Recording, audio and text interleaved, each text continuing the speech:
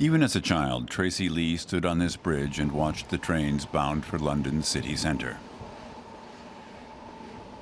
All her life, she's lived on London's outskirts, in the borough of Dagenham. It used to be much nicer, cleaner and safer here, she says.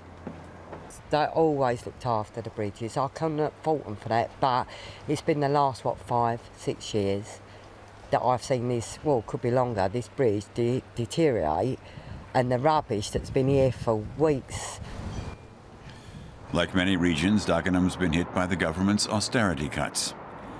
For many decades, car manufacturer Ford employed many in the area. Tracy's family worked in the industry too. Then, 10 years ago, production came almost to a complete halt. Now, many in Dagenham feel left behind. The government's only got themselves to blame why people voted out. Because if they'd been fair and not keep making all these changes and treating others better than others, then I think they all would have stood it, voted in, and that's how I feel as citizens of Britain.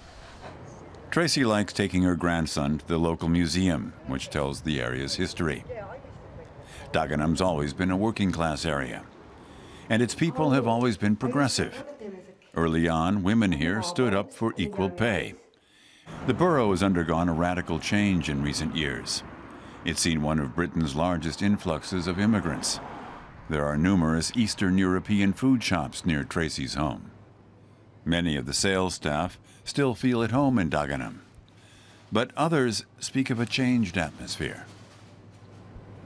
You know, there is always, somewhere behind, this, that feeling, that we are immigrants, But now some people, they just express that freely, more freely, Louder than that, come on! Giving up is no option. The people of Dagenham have audacious plans for revitalizing the area. They want to build a large film studio. Dagenham Council leader and Labour member Darren Rodwell is pushing the initiative. He grew up here. He too is from a working-class home. What I want to do is keep those people thinking outside the box, but keep them in the borough. And that's why we're now talking about films, not Fords. Things are looking up in Dagenham. London's mayor, Sadiq Khan, has come to see for himself. Darren Rodwell is showing him around. Tracy would like to tell Sadiq Khan what Dagenham needs most urgently, but he's got no time to talk.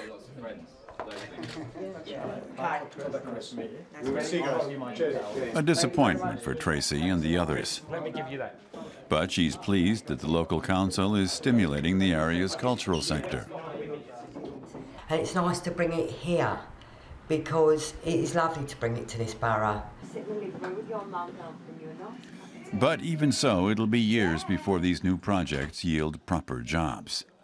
Tracy, though, is happy that a start has been made. Who knows? Her grandson Jimmy may grow up to be a famous film director from Dagenham.